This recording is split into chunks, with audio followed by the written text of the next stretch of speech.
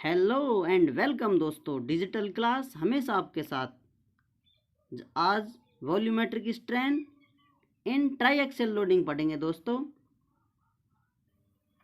इसका मतलब क्या है दोस्तों? Volumetric strain in triaxial loading, इसका मतलब है कि तीनों दिशाओं में एक्स वाई जेड लोड लग रहा है दोस्तों। तो हम स्ट्रेन किस तरह निकालेंगे और वॉल्यूमेट्रिक स्ट्रेन क्या होगी, चलिए देखते हैं।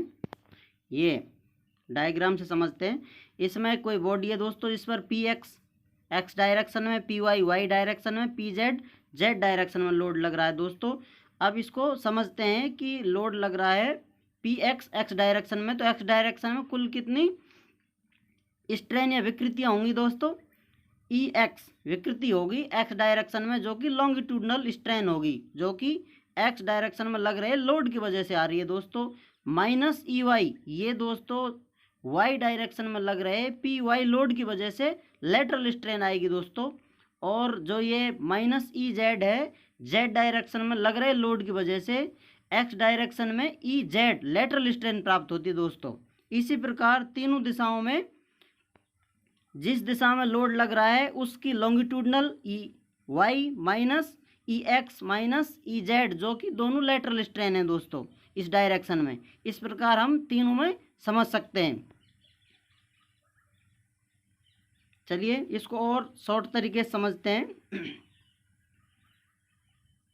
मान लेते हैं, देखिए आप एक्स डायरेक्शन में समझिए, लोड लग रहा है एक्स डायरेक्शन में, इसकी लेंथ में इंक्रीमेंट होगा दोस्तों। जैसे आप देख सकते हैं ये पी लोड लग रहा है, तो इससे इसकी लेंथ में डेल एल चेंज आएगा, अर्थात डेल एल चेंज बढ़ जाएगी इसकी ओरिजिनल लेंथ से।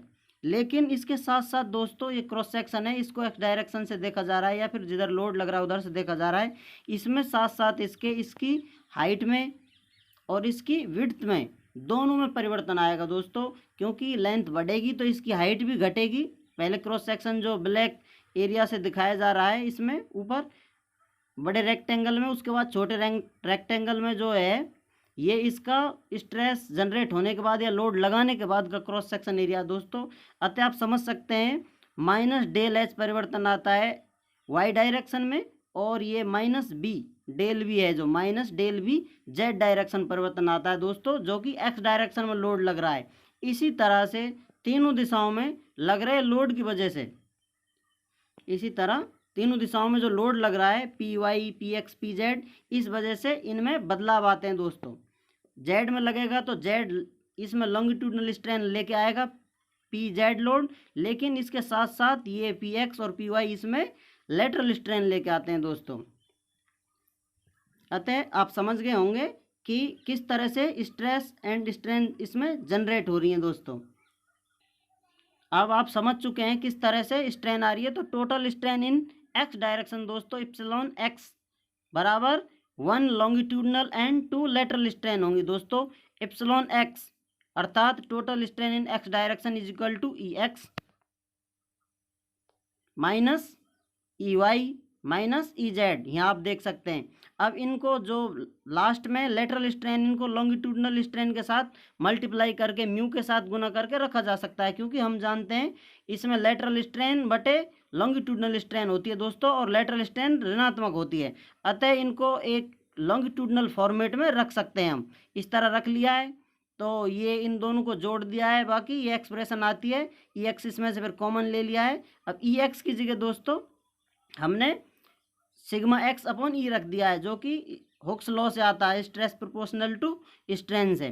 तो हमें एक्स डायरेक्शन में सिग्मा एक्स बटे ई ब्रैकेट में 1 माइनस 2 म्यू स्ट्रेन प्राप्त होती है दोस्तों। इसी तरह अब हम एज सेम वाई डायरेक्शन में भी ऐसे स्ट्रेन निकालेंगे, जैसा कि आप समझ चुके हैं, अभी बताया था आपको। इसी तरह जेड डायरेक्शन में now turn of epsilon Z, Z direction में भी लग रहे लोड की वजह से ई जेड लॉन्गिट्यूडनल, बाकी minus E X lateral minus E Y lateral strain है। इनको सभी को लॉन्गिट्यूडनल स्ट्रेन फॉर्मेट में लेके आए हैं, इसलिए इनको शॉर्ट करते जाएंगे, एक्सप्रेशन आगे लेते जाएंगे इनको, तो हल करते जाते हैं। तो लास्ट में हमें ये फाइनल एक्सप्रेशन मिल जाता है दोस्तों, जो कि आप कह सकते हैं एप्सिलॉन जेड अर्थात जेड डायरेक्शन में टोटल स्ट्रेन। अब इसको हमने तीनों डायरेक्शन में स्ट्रेन निकाल लिए दोस्तों। अब इसको वॉल्यूमेट्रिक स्ट्रेन के लिए epsilon V is equal to epsilon X, epsilon Y और एप्सिलॉन जेड तीनों को जोड़कर वॉल्यूमेट्रिक स्ट्रेन निकाल सकते हैं दोस्तों।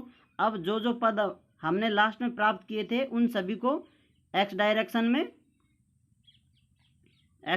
ये स्ट्रेन है दोस्तों, वाई डायरेक्शन में टोटल स्ट्रेन ये, और जेड डायरेक्शन में ये स्ट्रेन प्राप्त होती है दोस्तों।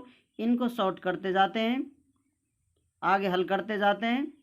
इस प्रकार हमें final expression epsilon B is equal to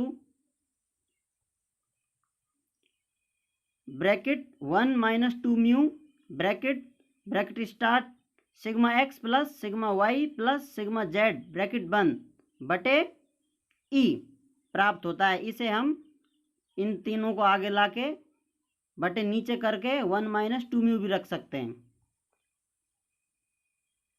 try axial loading में टोटल 9 स्ट्रेन प्रोड्यूस होती हैं दोस्तों, 3 लॉन्गिट्यूडनल और 6 लेटरल स्ट्रेन। हाइड्रोस्टैटिक कंडीशन क्या होती है दोस्तों? हाइड्रोस्टैटिक कंडीशन में तीनों दिशाओं में स्ट्रेस समान होता है, अर्थात इसको सिग्मा से प्रदर्शित किया जा सकता है। यदि इन तीनों स्ट्रेसों को बराबर कर दिया जाए तो हमें final expression hydrostatic condition epsilon V is equal to 1 minus 2 mu बटे ई इंटू 3 सिग्मा प्राप्त होता है दोस्तों। जब तक आप वीडियो शेयर नहीं करेंगे हमारा चैनल ग्रो नहीं करेगा। Please support us. Thank you.